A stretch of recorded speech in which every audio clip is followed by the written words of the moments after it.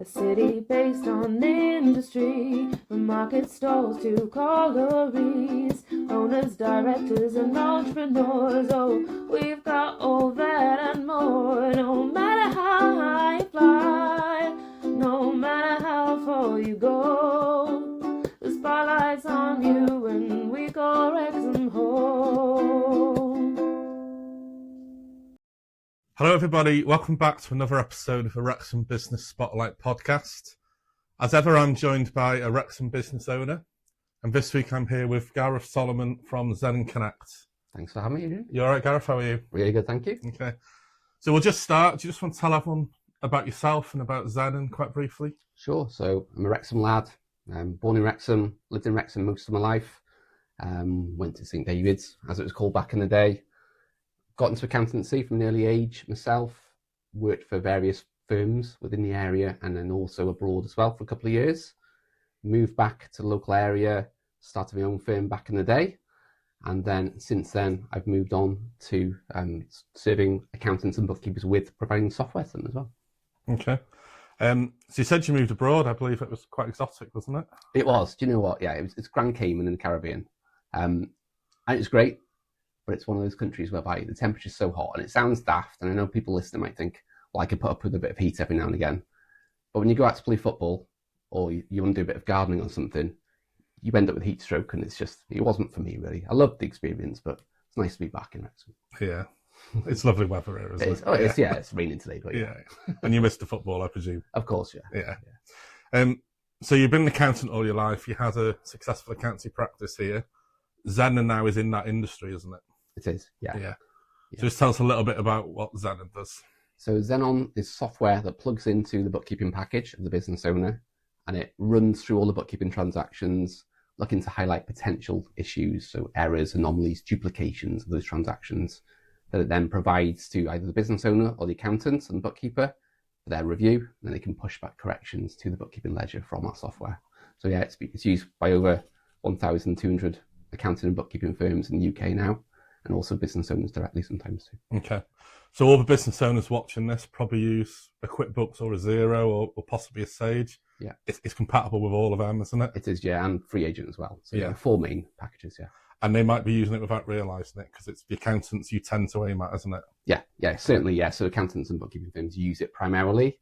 It's just that extra peace of mind, that extra set of eyes to make sure that things aren't slipping through the net in terms of bookkeeping errors. So they might be one of your customers and they don't even know it. They might be, potentially. Yeah. So right, we're 2 accountants on this podcast, Gareth. Yeah, it's going to get exciting, isn't it? Yeah, that's probably as far as we're going to go for talking about accountancy, because even we might find it boring, never mind everyone else. So producer Phoebe behind camera's got some heavy objects, and if we veer onto a boring subject, duck for cover. Okay, that's the rule. Yeah. Okay. Right, so we've covered a little bit about what Xenon does. Mm-hmm. Tell us about how Xenon came about. What was the journey that led to that starting? Sure. So it's an interesting question. I've always been self-employed on and off with sort of side projects over the years. And none of those really took off, and I couldn't really put my finger on why that was. So I was interested in those areas, but potentially it wasn't my sort of primary focus and what I knew about. Xenon started because when I was running my own firm, I realized that it took a long time to review bookkeeping. So really what we did with the software is we thought that we can probably get a small tool just to build and actually speed up the process of finding these bookkeeping errors. And that's what we did. We started to build Xenon for ourselves first, for our own firm. And then after that, we realized actually this is turning into something bigger than that. So we decided to roll it out commercially about 5 years ago. And then since then, it's just sort of... How long was it something that was sort of just for yourself first? Probably about a year. I think it was like 6 or 7 data checks right early on. But it became obvious that it's a big undertaking to do. There's a lot of development work that needs to go into it. Yeah. And it just made sense to make it a commercial project as well. Okay. So thinking about how this could relate to any business, because I'm desperately not going to get a heavy object thrown at me. Yeah, as a business owner, you found an operational pain. You've tried to solve it for yourself, and then you've realised actually there is a commercial product, and there was lots of other businesses in your industry who could use it in the same way. Yeah, definitely. I think it's important when you're a business owner, regardless of what you're doing, that first of all you have a deep knowledge and understanding of that subject area, and probably secondly that you enjoy it. Yeah. So, you enjoy what you're doing as well, because it helps to push you on through those sort of dark times where maybe you haven't got any customers yet. But if you truly believe in it and you understand the topic, it really helps to build that business. So you sort of scratched an operational itch, and Definitely. Yeah, definitely. It was, there. yeah. I know we're not going to go into being an accountant, but when you are an accountant, I think that fear of starting another business or doing something else is massively reduced, because you've got the financial, technical know-how to start a business, and it's not that scary thing, is it? A lot of business owners have. And we've seen hundreds of businesses start, and you sort of learn some patterns, don't you, of what works for people. And yeah, definitely. So I think it's having that knowledge of, first of all, how to set up a business. Just something simple as that, from our point of view, can be that massive, scary unknown thing for business owners. So they take more of a leap. Whereas when you've got that financial background, I think it's easier and less risky to take that jump. Although obviously then you still have to make the business work for it to become financially viable. But so when you're first starting to think this is commercial, you're going out to talk to what an effect the competitors of your accountancy practice. Was that welcomed, or was there a little bit of sort of hesitation for people to buy off another accountancy practice? I think at first, we started with bookkeeping firms first, and I think there was a slight bit of pushback because it was sort of new to the market, what we were doing. There's a bit of pushback with people thinking, well, okay, as a bookkeeper, I don't make bookkeeping mistakes, so why do I need some software to tell me where I am making them? But the reality is that it's detecting. I mean, everyone gets tired from time to time and things slip through the net, but it's really that time saving of finding the errors faster. So at first there was a slight bit of pushback, but overwhelmingly, really, generally, it was received well. I think the ability as a business owner to spend time listening to your potential customers before you actually get a customer base is vital at that early stage. Otherwise, you just, especially with software development, it can be a big money pit, because all the development is traditionally upfront for a lot of it anyway. So it's making sure you minimize that risk when you're starting a business, to actually research the market first. So I guess you had to sort of position it as something that would help people, not replace them. Definitely, yeah. Which I guess was their fear, perhaps. Yeah, definitely. And I think more so even now, obviously with AI and things coming in more and more, I think there's that underlying fear that all business owners have in various different industries, that is this going to take my job? It was there to some extent with any just automation that wasn't necessarily AI when we brought it in. You've always got that fear that, this could replace me as a business owner, but it's certainly not the case, and it's not the way we push it, and it hasn't done. It works hand in hand with accountants and bookkeepers. Definitely shouldn't replace accountants. No. So we actually use Xenon ourselves in here, and the other main softwares we use, what's common with them and Xenon is they are run by accountants who've either got an accountancy practice or has an accountancy practice. I see that as a big advantage, that your customers' pain points and you can have those conversations. Is that something that's helped you? Is that something you've played off and marketed? Yeah. I mean, as I said before, I think if I didn't know the subject area, we wouldn't have been able to make a go of it. I think if you're starting a business, having that knowledge, and for me, it's being an accountant, therefore I'm providing and producing a tool for accountants, because I share the same problem as them. Decades of looking for bookkeeping errors, as I'm sure we all have in this room. But it's just having that deep knowledge and understanding of the industry you're in. It can't be overstated, the importance of that. And I think that's why most small businesses do fail, is because often they want to do something as a business because they like the sound of it, or they've got a great idea in their head. But if they haven't lived that pain and they haven't talked to a lot of people about, is this actually a pain, then it's difficult to make a go of that business, because you're just leaping, giving a bit of faith, aren't you? Just leaping into the unknown, really. And I think a lot of people watch this who are thinking of starting businesses.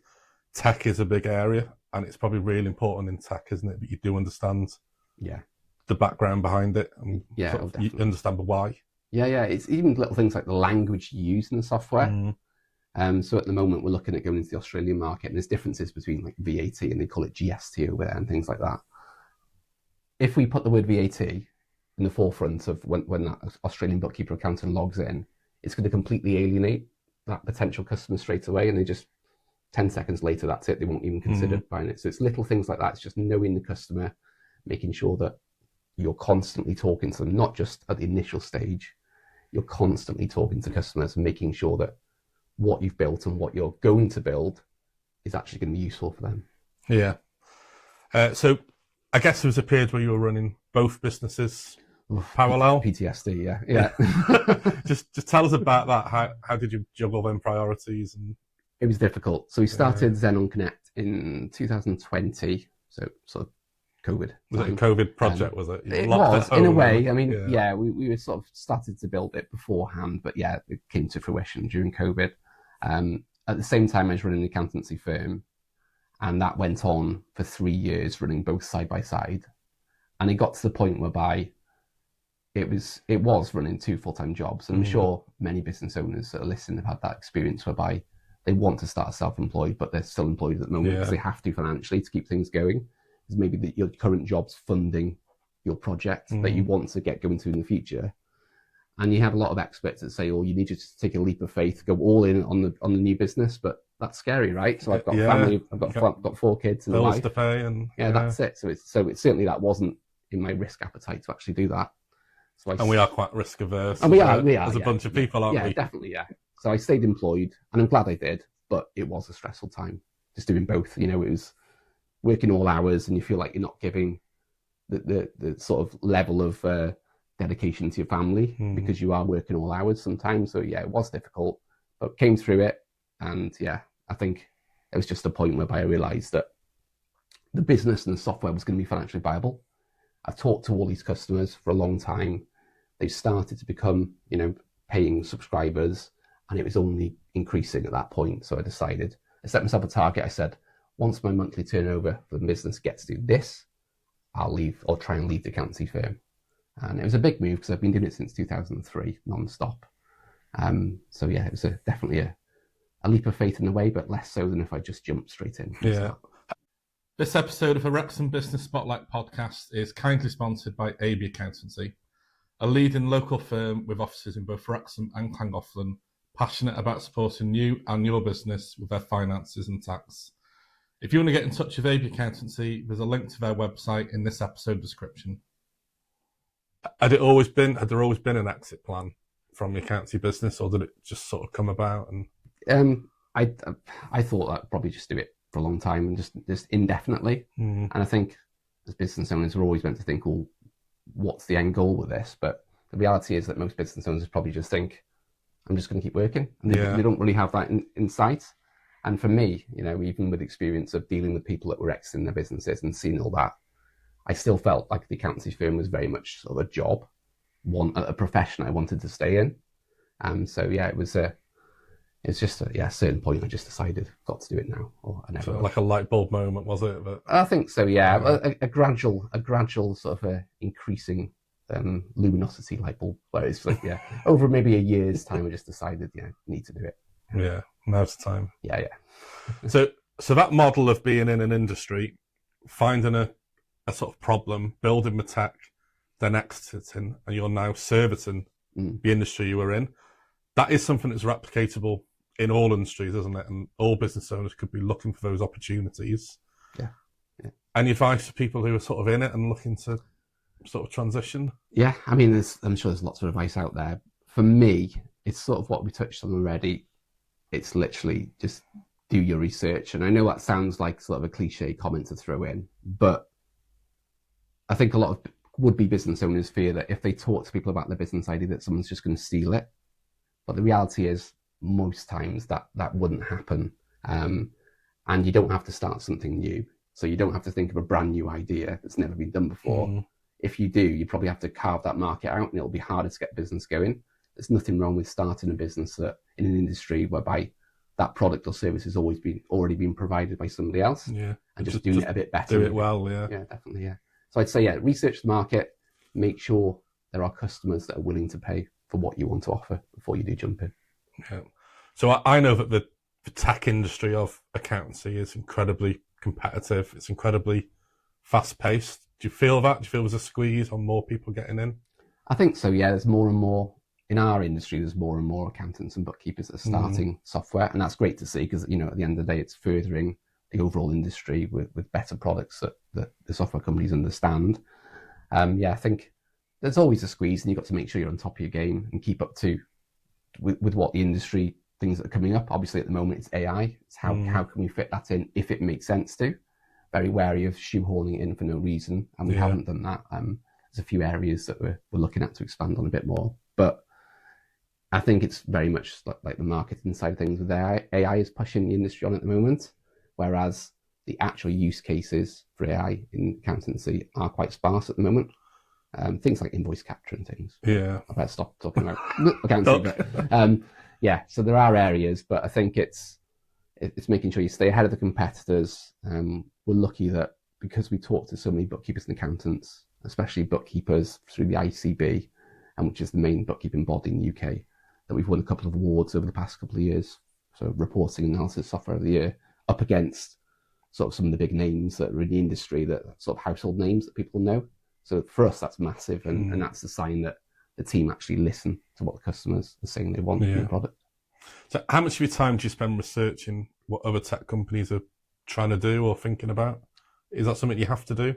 Stay aware of what's going on? To be honest, I've got a general awareness, but I don't do a lot of research. And the reason for that is we sort of stay on our own lane, and we decide we'll talk to the customers. What do they actually want?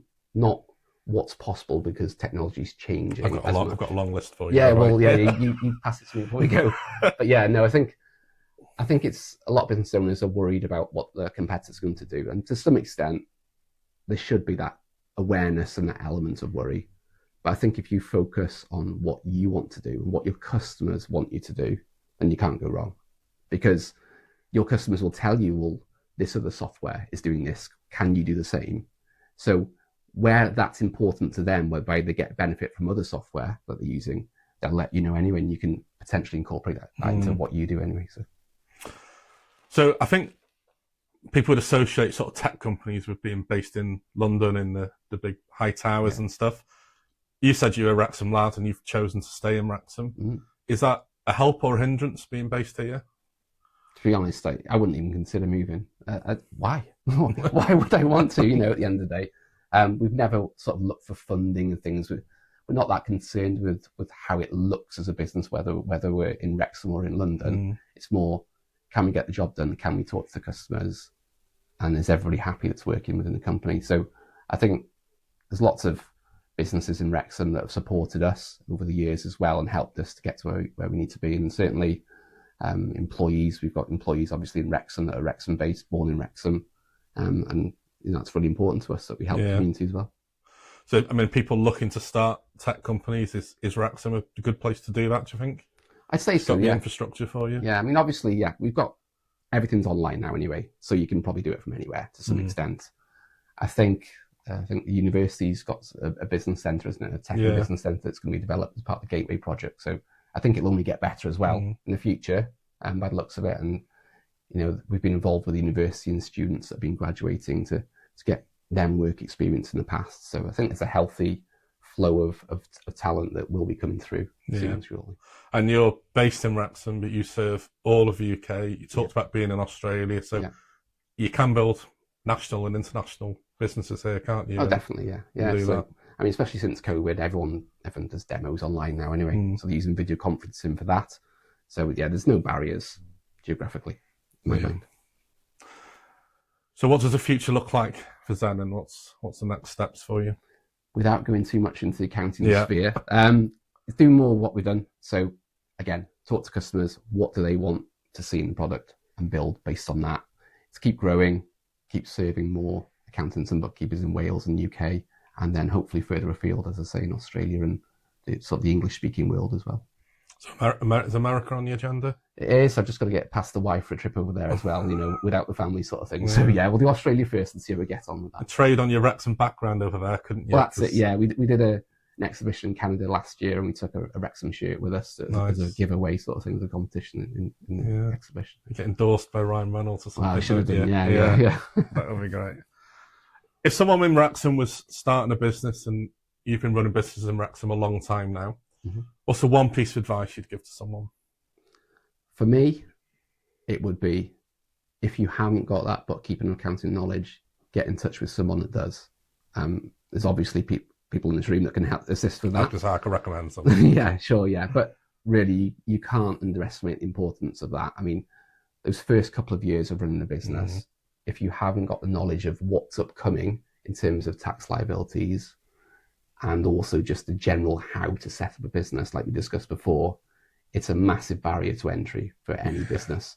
And I think that if you're making a profit in your first couple of years, that first self-assessment tax bill that you'll get through, that might include like a payment on account as well. That's the one, isn't it? It gets people by surprise. Yeah. And it's the biggest expense that business owner will have probably in that year or the year after as well. So it's planning for that, isn't it, in advance? So it's make sure you get a professional involved with the financial side of it. That's the best answer we've ever had on this podcast, Gareth. I like that one. After. Yeah. I do agree with you. I think if you don't get that help, you're basically running it off your bank account and not having that visibility of what's likely to go out next week, next month, next year. Next January the 31st, for example, as you said. Well, you get people saying at the end of the year, well, why have I got tax to pay? I've got no money in the bank account, as if that the bank balance equates to what profit they've made, and it's just not the reality, is it? No, it'd be nice if it did. It did, yeah, it would be. Nice if it did. Okay, what does success look like to you? You're obviously already successful. You've built and sold a business and started another, but in your words, what does success look like? For me, it's just having the freedom to do what you want, really. So giving yourself a bit of time. So if you can get a successful business, it means that you can choose potentially when you work to some extent, especially if you've got a team that are helping you out as well and within the business. So for me, it's not a financial target. It's not, so many customers that we've got. It's literally, does all of that give you the ability to choose what you do with some of your time at least? And, as I said before, when you're running two businesses, trying to create your own business, potentially, and being employed as well, it's a stressful time and you just haven't got that freedom. Yeah. But if you do it right, at some point you can have a bit more time to yourself. Get that time back in another way, can't you? And I guess extensions for that is choose where you work as well. Yeah. You get that flexibility, don't you? Which can be a double-edged sword, can't it? Because at the end of the day, you can choose where and when, but then you have to be motivated to actually stick to it. Or the when and where can choose you as well. Yeah, definitely. Sometimes Yeah. you're leaping in when you shouldn't. So the Wrexham Business Spotlight has been on you for this episode, Gareth, and we ask you to return the favour and tell us about another Wrexham business worthy of some praise. Okay, great question. I'm going to go with somebody called Mike Corcoran. So many people might know him from the Wrexham area. He's a Wrexham lad, born and bred. And I met him at the Wrexham Enterprise Hub when that was going on Queen Square there about 5-6 years ago. And I was on an accelerated growth programme through the Welsh Government at the time, and Mike was facilitating what we call boardroom meetings, whereby 6 business owners sat down and we discussed our problems and we tried to come to a sort of a solution collectively. And Mike facilitated those meetings and was able to get a lot of good sort of communication out of the team. And we've used Mike since then as well within Xenon and previous businesses as well. And he's got a unique way of helping businesses or organizations in general communicate better, either to their customers or internally within the stakeholders of that business. So I think sometimes these sorts of people are unsung heroes because they sit there in the background. So I think Mike's involved with Focus Wales, involved with the Wrexham Culture and Community Trust as well. I think New Symphonia, the orchestra body as well. And often he works with areas whereby people have a love of that area in the arts and creatives, which perhaps, some people would go to sort of large businesses and try and be in it just for the money solely, but he really cares about certain areas and tries to further those. So big shout out to Mike Corcoran. Mike Corcoran. Well, Gareth, thanks so much for coming on. Really appreciate it. Nice to see you again. Appreciate your time. Cheers. Thanks, Adrian. Thank you for listening to this episode of the Wrexham Business Spotlight podcast. Please like and hit the share button, and please leave us your comments and thoughts on any of our social media pages. See you at the next one.